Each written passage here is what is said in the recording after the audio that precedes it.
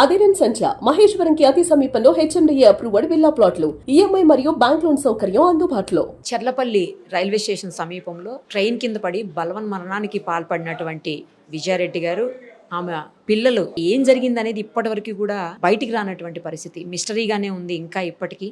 మీరు విజయశాంతి రెడ్డి గారికి బ్రదర్, అన్ననా తమ్ముడా అండి? అన్న మేడం. నేను కానీ అందరూ తమ్ముడు తమ్ముడు అంటున్నారు ఏంటి మరి మిమ్మల్ని? తెలియదు మేడం. లాస్ట్ ఎప్పుడు మాట్లాడారు మీతో మీ సిస్టర్? ఆదివారం మేడం, పోయిన ఆదివారం ఏ తారీఖు అయితే మేడం తెలియదు. ఆదివారం రోజు అనుకుంటా మేడం. నేను ఆ రోజు సిస్టర్ అంటే అంతకుముందు ఆదివారమే, అంటే ఆదివారం ఆమె చికెన్ కానీ ఏదన్నా పిల్లలకి అవుటింగ్కి తీసుకెళ్ళడానికి చేస్తుంటుంది అన్నమాట. మామూలుగా ఆమె ఇండిపెండెంట్ విమెన్, ఆమెనే చేసుకుంటుంది. కానీ ఆ రోజు అంటే కొంచెం వర్క్ స్ట్రెస్ అది ఎక్కువ ఉన్నప్పుడు నిద్రపోవాలి కదా మేడం. సాటర్డే అంటే సండేనే వెళ్తుంది కాబట్టి ఆమె సాటర్డే ఫ్రీ కొంచెం రెస్ట్ తీసుకుంటే సండే ఆమె వెళ్తుంది. కొంచెం స్ట్రెస్ఫుల్గా ఉన్నప్పుడు నాకు చెప్తుంది. అయితే అంతకుముందు వీక్ ఉన్నప్పుడు అంతకుముందు వీక్ అడిగింది నన్ను, అన్నయ్య ఇట్లా రామ్నగర్కి వెళ్ళి ఫిషెస్ ఇస్తావా అంటే, నేను నాకు అక్కడ ఫీవర్ వచ్చింది మేడం ఫుల్. నేను నైట్ శనివారం ఓకే అని చెప్పాను. సండే మార్నింగ్ వచ్చేసరికి యాక్చువల్గా 5కి వెళ్ళిపోవాలి రామ్నగర్ గుడికి, ఎందుకంటే 7:30 వరకు ఇక్కడ ఉండాలి. ఆమె కుక్ చేసి 12కి అట్లా లేకుంటే 3కి అట్లా తీసుకుని వెళ్తుంది. పిల్లలకి కుక్ చేసి తీసుకెళ్తాను మేడం అట్లా. అయితే ఆ రోజు నాకు ఫుల్ ఫీవర్ వచ్చింది. చూసుకునేసరికి టైం చూసుకునేసరికి 11 అయిపోయింది. ఈ పోయిన సండే కాకుండా అంతకుముందు పోయిన సండే మేడం అయిపోయింది. అయితే మళ్ళీ మెసేజ్ పెట్టిన, సారీ రా నేను ఇట్లా పోలేకపోయినా, నెక్స్ట్ సండే షూర్గా తీసుకెళ్తా అని అన్నా. దాని తర్వాత రెస్పాండ్ ఏం కాలేదు, ఎందుకంటే వెళ్ళలేదు కదా అని ఆమె కూడా ఓకే అనుకుని సరే అయిపోయింది. తర్వాత మళ్ళీ నేనే అన్నా, నెక్స్ట్ సాటర్డే నేను వెళ్దాం అనుకుంటున్నా, తీసుకొద్దాం అనుకుంటానంటే సరే అని ఆమె 3,000 రూపీస్ కొట్టింది. 3,000 రూపీస్ కొట్టింది. ఆమె ఎవరు అది చేద్దాం మామూలుగా కదా మేడం, ఇప్పుడు ఒక రోజు 2 రోజులు కాదు కదా. అయితే నేను వెళ్ళి కొరమీను తీసుకురమ్మన్నది. కొరమీను అంటే 8 kgs ఏమో తీసుకున్నా. అవి 3,300 3,400 అయింది. 3,000 పట్టిన 400 కటింగ్ ఏమో అయింది. తీసుకున్నా. నేను వేరే ఫిష్ తీసుకున్నా. నేను ఇంట్లోకి ఒక 8 kgs 9 kgs తీసుకున్నా మేడం.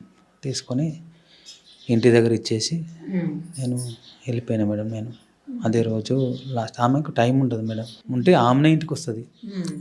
మా బాబుకు ఎప్పుడు తీసుకున్న పెద్ద పెద్ద ప్యాకెట్స్ తీసుకుంటుంది మేడం, పిల్లలకు స్నాక్స్. మా బాబుకి, నా కోడలికి, మల్లునికి 3 ప్యాకెట్లు తీసుకుంటుంది డిమార్ట్లో. ఒక ప్యాకెట్ మా దగ్గర ఇస్తుంది, ఒక ప్యాకెట్ కోడలికి ఇస్తుంది, ఒక ప్యాకెట్ అల్లునికి ఇస్తుంది మేడం. ఇది ఎప్పుడు జరిగేదే, మంత్లీ అన్నా ఎప్పుడన్నా ఇస్తుంది మేడం. ఇచ్చి వెళ్ళిపోతుంది మేడం. ఇంటికి వస్తుంది ఆమె, ఎందుకంటే ఆమెకు టైం ఉండదు. మండే టు ఫ్రైడే తెలిసిందే, ఆమె టీమ్ లీడ్ కాబట్టి 13 to 14 hours వర్క్ చేస్తుంది. మిగతా టైం నిద్ర ఉనికి సరిపోదు. సాటర్డే అందులోనే కలిసిపోతుంది, నిద్రలోనే అటు ఇటు సరిపోతుంది ఇంట్లో పనులు. సండే వెళ్ళిపోతుంది, చికెన్ తీసుకోవడము, కుక్ చేసుకోవడము, మళ్ళీ పిల్లల దగ్గరికి వెళ్ళిపోవడం. లేదు ఫ్రీగా ఉంది అనుకుంటే ఆమె ఇంటికి వచ్చి మమ్మల్ని కలిసి మాట్లాడుతుంటుంది మేడం. అది జరిగింది మేడం. అంతే. అంటే ముందు అది నా ఫ్రెండ్స్ సర్కిల్లో వాళ్ళు చెప్పింది ఏంటంటే, నీ మీద అట్లా అదే నీకే అంటే కదా లాస్ట్ కాల్ మాట్లాడిందన్న ఒకరు అన్నారు, ఇంకోటి అన్నారు. నేను లేదా మేడం అనడం మాత్రం మేడం, అనడం ఏదో ఎందులో వస్తుందంట, ఒకసారి రిఫర్ చేయన్నా, ఒకసారి చూడన్నా నిజమేనా అంటే, లేదా నాతో మాట్లాడితే సంతోషమే, నేనే కాపాడుకున్నట్టు. మాట్లాడలేదు చేయలేదనే కదా నా బాధ. అది జరిగింది మేడం. కానీ ఎందుకు పిల్లల్ని కూడా తీసుకెళ్ళి అట్లా చేయటం అని? ఎప్పుడన్నా ఏదన్నా ఆమె బాధ ఉన్నట్టు కానీ, లేకపోతే ఫీల్ అవుతున్నట్టు కానీ, ఏదన్నా అట్లా దుఃఖంలో ఉన్నట్టు కానీ, ఆందోళనగా ఉన్నట్టు కానీ ఎప్పుడన్నా మీకు అట్లా అనిపించేదా? అట్లా ఉంటే నా ప్రాణమే అడ్డు పెట్టి కాపాడుకుంటాను. చెల్లి అంటే నాకు చాలా ప్రాణం మేడం. అసలు ఇది ఎట్లా జరిగింది? ఇప్పుడు ఏదో మన కలలా ఉన్న నేను ఏదో అంటే మళ్ళీ లేస్తే అయిపోతుంది, కలలాగా మిగిలిపోతుందేమో అని కనడం తప్ప కానీ ఏం లేదు మేడం. పెళ్ళైందనే కానీ మా ఇంటి దగ్గర మేడం, అంటే బాబునైనా ఉండే వృత్తిపరంగా ఇక్కడ ఉండడు, సౌదీ. ఆయనకు 19-20 years ఉన్నప్పుడే, అంటే ఇక్కడ ఈ కరువు ప్రాంతం కాబట్టి ఇక్కడ అంతా 10th ఇంటర్మీడియట్ చదివి ఇంటి పెద్ద అయితే ఖచ్చితంగా వెళ్ళి ఇంటికి సపోర్ట్ చేయడం అనేది ఇక్కడ జరిగేది మేడం.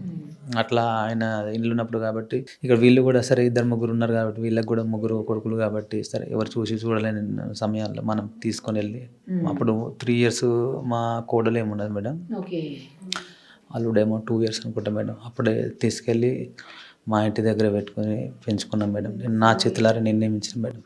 మమ్మీ మా చెల్లేమో ఆమె ఎడ్యుకేషన్ అని జాబ్ అని ఆమె బిజీ ఆమె ఉంటుంది, బావేమో అక్కడ ఉంటాడు. అసలు పెరిగింది నా చేతులల్లో, మా అమ్మ చేతుల మీద పెరిగారు మేడం. పిల్లలు నా అందరు తెలియని వాళ్ళ నాకు 2 కొడుకులు ఒక అమ్మాయి అనుకుంటారు మేడం. తెలిసిన వాళ్ళకే తెలుసు అల్లుడు కోడలు అని. అట్లా చిన్నప్పటి నుంచి పెంచుకొని హాస్పిటల్లో తీసుకుపోవడము చేయడము ఏదైనా మేమే చేసాం మేడం. పెంచుకొని ఇంత పిల్లలతో కూడా ఎప్పుడైనా నేను అనేది ఏంటంటే ఎగ్జామ్స్ కానీ ఏది కానీ వస్తుంటాయి ప్రాణం ముఖ్యమని 2 కూడా ఒట్లు వేయించుకునేటం మేడం నేను. ఎందుకంటే మా అమ్మను మీరు గుర్తుపెట్టుకోవాలి. మా అమ్మ రేపు ఏదైనా ఇంత మందులో ఏదో అడిగితే ఫోన్ చేసి తీసుకుని వచ్చేటట్టు ఉండాలి బిడ్డ, మీరు నాకు తోడుగా ఉండాలి బిడ్డ అని ఇప్పుడు.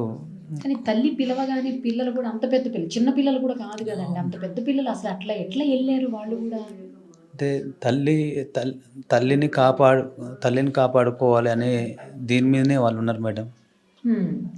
అంటే కొంచెం మా సిస్టర్ ఏంటంటే మా వర్క్ ప్రెషర్ అనుకోవాలన్నా లేకుంటే సరే పిల్లలు ఎదుగుతున్నారు. ఇప్పుడు మా కోడలు దగ్గర 18-19 years, రేపు ఇంజనీరింగ్ జాయిన్ చేయాలి. ఒక ఏదైనా ఇప్పుడు ఎట్లుంది మేడం, అంటే మామూలు మిడిల్ క్లాస్ మెంటాలిటీ ఉంటారు. రేపు సీటు కొనాలన్నా ఇది ఉంది అది ఉందని ఆలోచిస్తారు కదా మేడం. 10-20 లక్షలు 20 లక్షలు అట్లా ఇంజనీరింగ్కి అవుతుంది. మళ్ళీ బాబుకి మళ్ళీ ఇంజనీరింగ్కి ఎదుగుతున్నాడు, మనం పాపకు పెళ్లి చేయాలని అంత దగ్గర భవిష్యత్తు గురించి ఎవరైనా అంతేగా మేడం. ఇప్పుడు ఎంత చిన్న 5 ఏళ్ళ పాప 6 ఏళ్ళు అంటే సరే టైమింగ్ కదా అనుకుంటారు. వాళ్ళకు కూడా సమయం దగ్గరలో ఉంది, పెళ్ళి కానీ ఎడ్యుకేషన్ కానీ. సో వర్క్ ప్రెషర్ అయి ఉండొచ్చు. పిల్లల భవిష్యత్తు ఎట్లా చేయాలి, రేపు పెళ్ళి చేయాలి, ఖర్చులు ఆబ్వియస్లీ ఓసీ కానీ ఏ క్యాస్ట్ అని అనుకోండి, కానీ ఈ మధ్యలో పెళ్లి ఖర్చులు కానీ అవన్నీ ఎక్కువనే ఉంటాయి. సరే ఆ ప్రెషర్ అని అది పెట్టుకుందా అని తెలియదు మేడం. అయితే తల్లిని కాపాడాలి అనే దీంట్లో 2 పిల్లలు కాపాడదామని జరిగిందని అనుకుంటున్నాం మేడం. వాళ్ళకి అప్పటిదాకా ఏం చెప్పలేదు అని అనుకుంటున్నాం.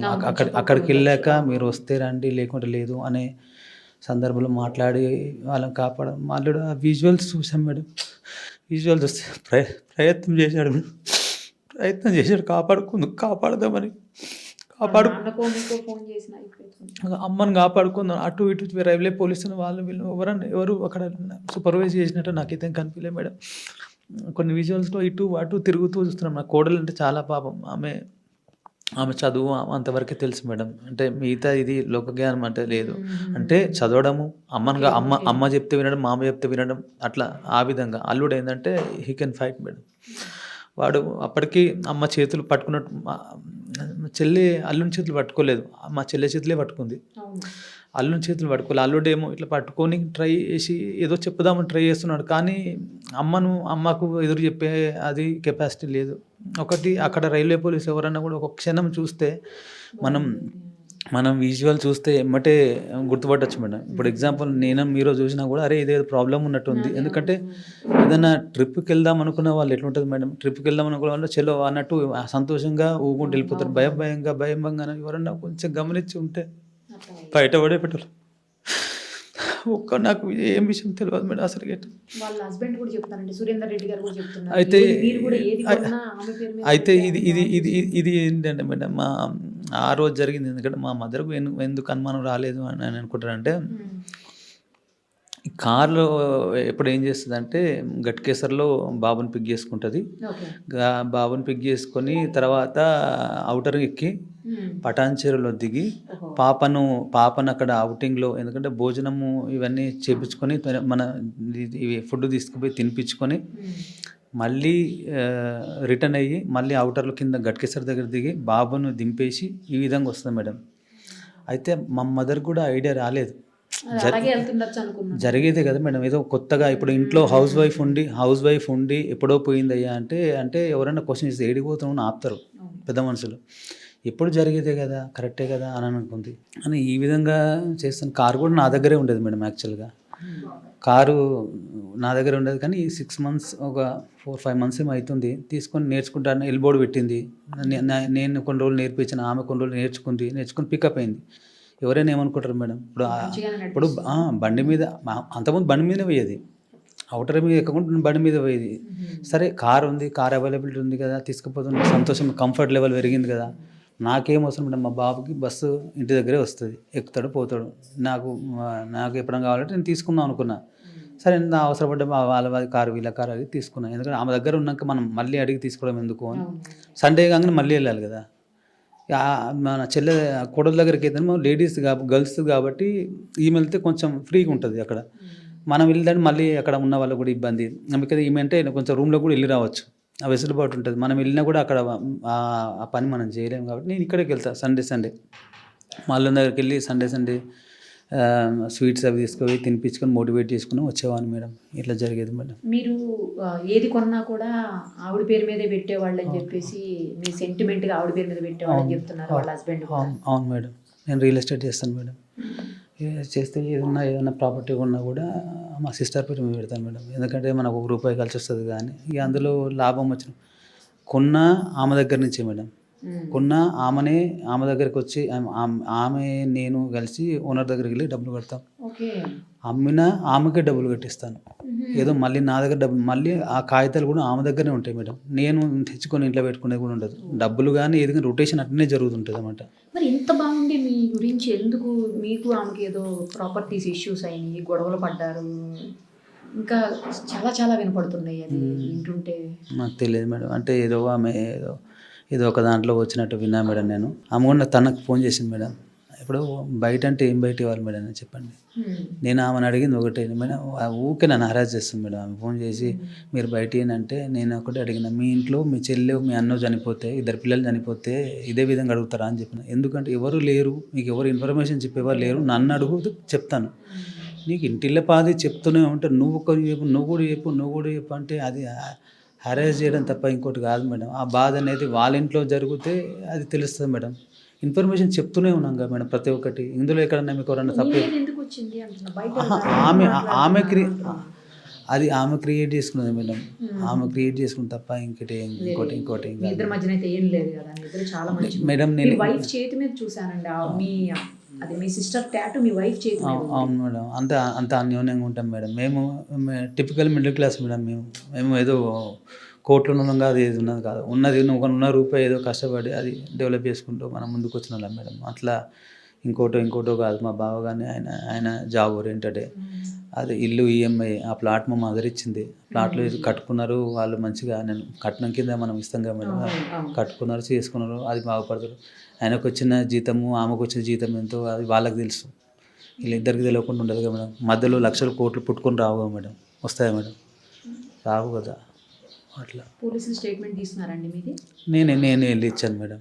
నేనే వెళ్ళి అంటే 3-4 days అవుతుంది కదా, నేను మా మదర్ వెళ్ళి మన ధర్మం కూడా ఉంటుంది కదా, అసలు ఏంది తెలుసుకుని వెళ్ళి సార్తో డిఎస్పీ గారితో మాట్లాడి. ఇంకేమన్నా చెప్పారా అండి పోలీసులు ఇట్లా ఏం జరిగింది అనేది వాళ్ళ ఎంక్వైరీ ఏమన్నా? ఎందుకంటే ల్యాప్టాప్ ఫోన్ అడిగాము మేడం, అడిగాము ఇది లాస్ట్ టైం మెసేజ్ అనేది వస్తుంది సార్ అంటే, లేదు రెడ్డి గారు అది ఆమె తన టీం లీడర్ మేడం.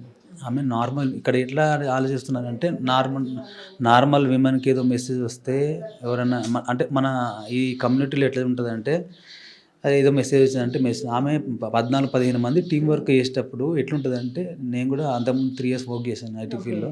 మనం అప్డేట్ ఇవ్వాలి టీం లీడర్కి, మనం అప్డేట్ ఇవ్వాలి. మనకి ఇచ్చిన టాస్క్ని అది అప్డేట్ ఇవ్వాలి. టీం లీడర్కి ఏంటంటే టాస్క్ అసైన్ చేసేది, తనకి ఎన్నో పనులు ఉంటాయి, తనకు 1,00,000 పనులు అంటే మీరు సబార్డినేట్ అప్డేట్ చేయాలి. మేడం ఏమైంది, ఇదేంది అదేందని, అది పార్ట్ ఆఫ్ ది జాబ్ జరుగుతుంటాయి మేడం.